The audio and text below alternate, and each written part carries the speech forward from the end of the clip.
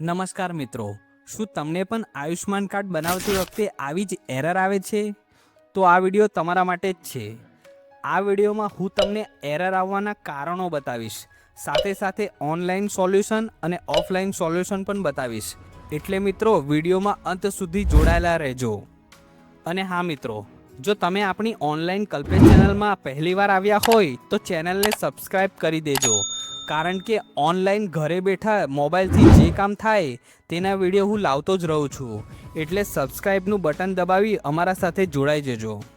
તો ચાલો મિત્રો, આયુષ્માન કાર્ડ બનાવતી વખતે જો એરર આવે છે તેના સંબંધિત કારણો જોઈએ. પછી એ એરરનું ઓનલાઈન અને ઓફલાઈન સોલ્યુશન પણ જોઈશું. એના પહેલાં શું તમને ખબર છે મિત્રો, સરકારે આયુષ્માન કાર્ડ બનાવવા માટેના ડેટા ક્યાંથી લીધા છે? સરકારે આયુષ્માન કાર્ડની લિસ્ટ કેવી રીતે તૈયાર કરી? તો ચાલો મિત્રો જાણીએ આપણે. તો મિત્રો, સરકારનો પહેલો સોર્સ છે SECC 2011નો ડેટા. મિત્રો, 2011માં સરકારે આખા દેશમાં સર્વે કર્યો, જેમાં દરેક પરિવારની આર્થિક સ્થિતિ, સામાજિક સ્થિતિ, રહેઠાણ, રોજગાર, ઘરગથ્થુ સુવિધાઓ જેવી વિગતો લીધી હતી. હવે આ જ ડેટા પરથી નક્કી થયું કે કયા પરિવારો BPL એટલે કે બિલો પોવર્ટી લાઇન અથવા ગરીબી રેખા નીચે આવે છે. એટલે મિત્રો, પહેલું તો આ SECC 2011ના સર્વે પ્રમાણે ડેટા તૈયાર થયો. પછી આયુષ્માન કાર્ડના લાભાર્થીનું લિસ્ટ તૈયાર થયું છે. હવે બીજો સોર્સ છે રેશન કાર્ડના ડેટા. તો મિત્રો, સરકાર રેશન કાર્ડના ડેટા પરથી પણ પાત્રતા ચકાસે છે. જો ગરીબ પરિવારમાં હોય અથવા જેમના પાસે અત્યોદય રેશન કાર્ડ હોય તો એ રેશન કાર્ડનો ડેટા આયુષ્માન ભારત યોજના સાથે લિંક થાય છે. પછી તેમને કાર્ડ બનાવવાની પાત્રતા મળે છે. હવે મિત્રો, એરરની વાત કરીએ તો આપણને બે પ્રકારની એરર જોવા મળે છે. પહેલું તો family ID already exit in non NFSA, અને બીજી એરર નો બેનિફિશરી ફાઉન્ડ. આવી એરર બતાવે છે. તેમાં પહેલી એરરની વાત કરીએ તો મિત્રો, નોન NFSA એટલે APL, અબવ પોવર્ટી લાઇન, એટલે તમારું પરિવાર ગરીબી રેખાથી ઉપર આવે છે, એટલે કે તમે ગરીબ નથી. હવે આયુષ્માન કાર્ડ બનાવવા માટે તમારો પરિવાર NFSAના અંદર આવવો જોઈએ. NFSA એટલે BPL કાર્ડ ધારકો, અત્યોદય કાર્ડ ધારકો વગેરે જેવા ગરીબ પરિવારમાંથી આવતા હોય તો તેમને જ પ્રાયોરિટી આપવામાં આવે છે. નોન NFSA ફેમિલી ડાયરેક્ટ પાત્રતા ધરાવતા હોતા નથી. તેમને આયુષ્માન કાર્ડ બનાવવા માટે આ બધી જગ્યાએ જવું પડતું હોય છે. ક્યાં જવું, કેવી રીતે કરવું તેની વાત હું આગળ વિડીયોમાં બતાવીશ, એટલે વિડીયો અંત સુધી જોજો. મિત્રો, આ એરર કેમ આવે છે તેના થોડાક કારણો જાણીએ. સૌથી પહેલું કારણ તો ડેટા મિસમેચ. સરકારે 2011નો જૂનો ડેટા લીધેલો છે, એટલે તે વખતના ડેટા અને આજના ડેટામાં નામ, અટક, જન્મ તારીખ વગેરે મેચ ના થતું હોય, અલગ અલગ હોય તો આ એરર આવી શકે છે. તમારે રેશન કાર્ડ અને આધાર કાર્ડમાં નામ, અટક, જન્મ તારીખ વગેરે સેમ જ રાખવું. જો ભૂલ હોય તો સુધારી લેવી. બીજું કારણ છે ડુપ્લિકેટ ફેમિલી આઈડી. જો તમે પહેલાં આયુષ્માન કાર્ડ બનાવવાનો પ્રયત્ન કર્યો હોય તો ફેમિલી આઈડી બની ગઈ હશે. હવે ફરીથી આયુષ્માન કાર્ડ બનાવવાનો પ્રયત્ન કરો છો તો ડુપ્લિકેટ ફેમિલી આઈડીના કારણે પણ સિસ્ટમ રિજેક્ટ કરે છે અને આ એરર બતાવે છે. હવે ત્રીજું કારણ, જો તમારો કાર્ડ ઓલરેડી બની ગયો હોય અને તમને ખબર ના હોય તો પણ આ પ્રકારની એરર આવી શકે છે. હવે મિત્રો, બીજી એરર નો બેનિફિશરી ફાઉન્ડની એરર આવે છે. તો આ એરરનો સીધો અર્થ એ થાય છે કે તમારું નામ SECC 2011ના ડેટાની લિસ્ટમાં નથી, તમે પાત્રતા ધરાવતા નથી. હવે આ એરર કેમ આવી શકે છે તેના કારણો જાણીએ. તો પહેલું તો ડેટા મિસમેચ. તમારું રેશન કાર્ડ, આધાર કાર્ડ પરનું નામ, અટક, જન્મ તારીખ વગેરે અલગ હશે, અને SECC 2011ની લિસ્ટમાં તમારું નામ, અટક, જન્મ તારીખ વગેરે પણ અલગ હશે. એટલે ડેટા મિસમેચના કારણે પણ આ એરર આવી શકે છે. બીજું કારણ હોઈ શકે તમારી ફેમિલી આઈડી ક્યારેય જનરેટ થઈ જ ના હોય, તો આ પ્રકારની એરર આવી શકે છે. ત્રીજું કારણ, રેશન કાર્ડની ડિટેલ્સ સરકારના ડેટાબેઝમાં અપડેટ થઈ ના હોય તો પણ આ પ્રકારની એરર આવી શકે છે. એટલે મિત્રો, જો એરર આવે તો એવું ના માનવું કે તમારો આયુષ્માન કાર્ડ નહીં બને, કારણ કે સરકાર વેબસાઇટ કે ડેટામાં અપડેટ લાવતી જ રહે છે. જેમ કે આજથી 6-7 મહિના પહેલાં પ્રોસેસ કરતા હતા ત્યારે સબ સ્કીમમાં અહીં ઘણા બધા ઓપ્શન હતા, જેમાં મુખ્યમંત્રી અમૃતમ યોજનાનું ઓપ્શન પણ હતું. તે ઓપ્શન સિલેક્ટ કરી ગુજરાતમાં આસાનીથી આયુષ્યમાન કાર્ડ બની જતા હતા. પણ હાલ પ્રોસેસ કરતાં આ 5 ઓપ્શન જ બતાવે છે. એટલે મિત્રો સરકાર અપડેટ લાવતી જ રહે છે. જો ભવિષ્યમાં ફરીથી આ બધા ઓપ્શન આવે તો હું તમને વિડીયો બનાવી જણાવી દઈશ. એટલે સૌથી પહેલાં તો આપણી ઓનલાઈન કલ્પેશ ચેનલને સબસ્ક્રાઈબ કરી દેજો, જેથી હું વિડીયો મૂકું તો સૌથી પહેલાં તમને જોવા મળે. એટલે મિત્રો ઓનલાઈન એરર આવે તો પણ તમારો કાર્ડ બની શકે છે. એરરના સોલ્યુશન માટે હું ઓનલાઈન અને ઓફલાઈન બંને સોલ્યુશન વિડીયોમાં આગળ બતાવીશ. હવે મિત્રો સૌથી પહેલાં ઓનલાઈન સોલ્યુશન જોઈએ. તો મિત્રો તમારે આયુષ્માન એપમાં જ્યાં એરર આવે છે તે પેજ પર આવી જવાનું. હવે સ્કીમમાં PMJ સિલેક્ટ કરવાનું અને સ્ટેટમાં ગુજરાત, નીચે સબ કેટેગરીમાં PMJ. હવે મિત્રો સર્ચ બાયમાં ક્લિક કરશો તો તમને 3 ઓપ્શન બતાવશે: ફેમિલી આઈડી, આધાર નંબર અને PMJ આઈડી. હવે મિત્રો તમને ફેમિલી આઈડી અને PMJ આઈડી ખબર હોતી નથી, એટલે તમે આધાર નંબર સિલેક્ટ કરી લો છો. પછી નીચે ડિસ્ટ્રિક્ટમાં તમારો જિલ્લો પસંદ કરી લો છો. નીચે તમારો આધાર નંબર નાખી દો છો.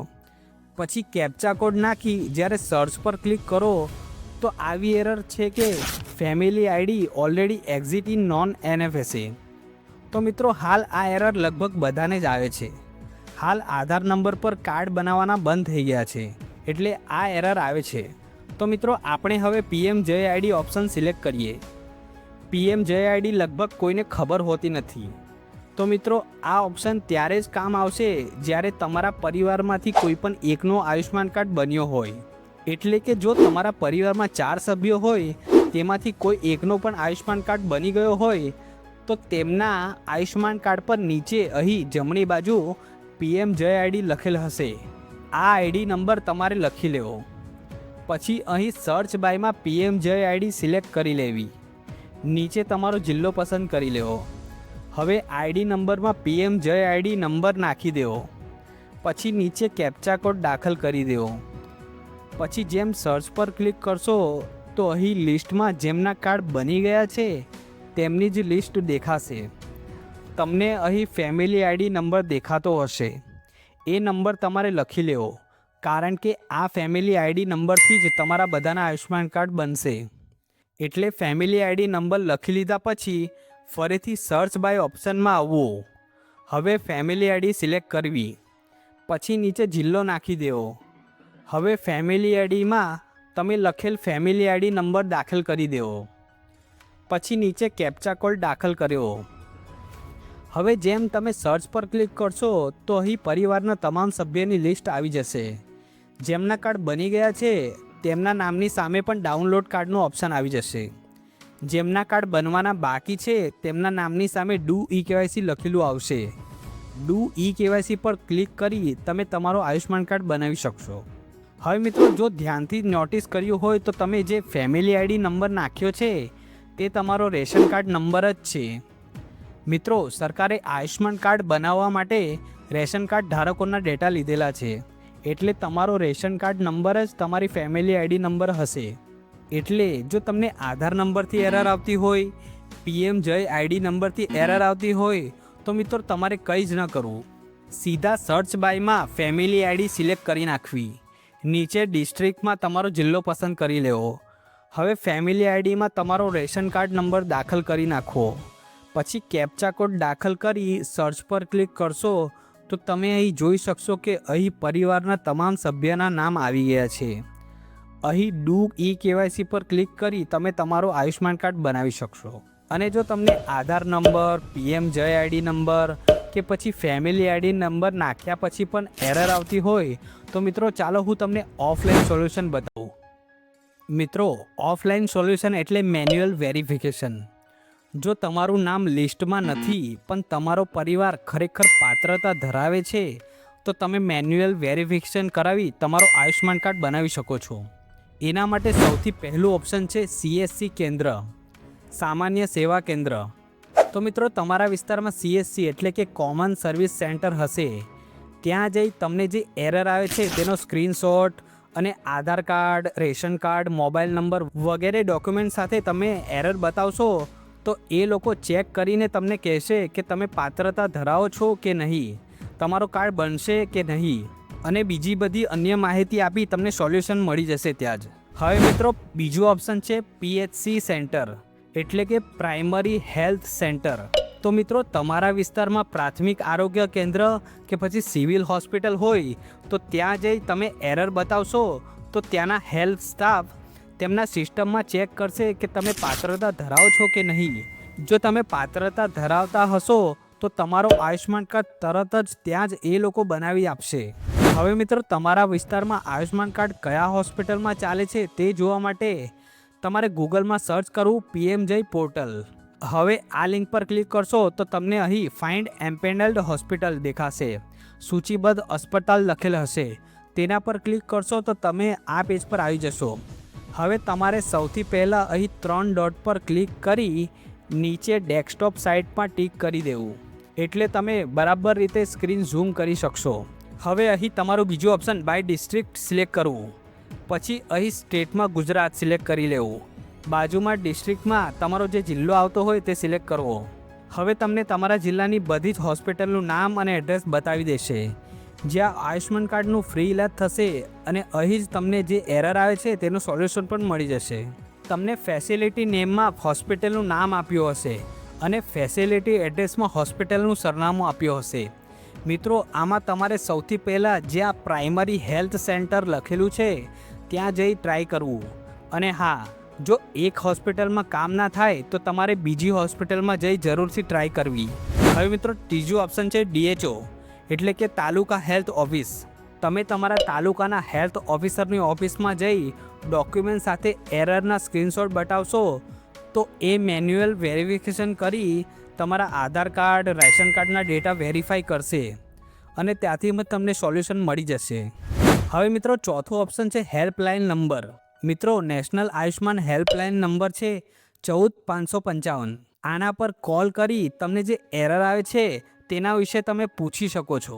અને મિત્રો ગુજરાતમાં હેલ્પલાઇન નંબર છે 1800-233-1022. આના પર કોલ કરી તમને જે એરર આવે છે, તમને જે ઇશ્યુ આવે છે તે તમે જણાવી શકો છો એમને, અને ત્યાંથી પણ તમને સોલ્યુશન મળી જશે.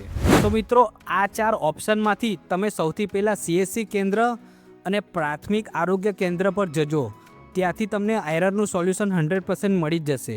અને હા મિત્રો, આ વિડીયો તમારા મિત્રો કે સગા સંબંધીઓને શેર જરૂરથી કરજો, જેથી એ લોકોને પણ એરરનું સોલ્યુશન મળી જાય અને આયુષ્માન કાર્ડ બનાવી શકે. જો તમને પણ આ વિડીયો પસંદ આવ્યો હોય તો વિડીયોને લાઇક અને ઓનલાઈન કલ્પેશ ચેનલને સબસ્ક્રાઈબ કરી દેજો.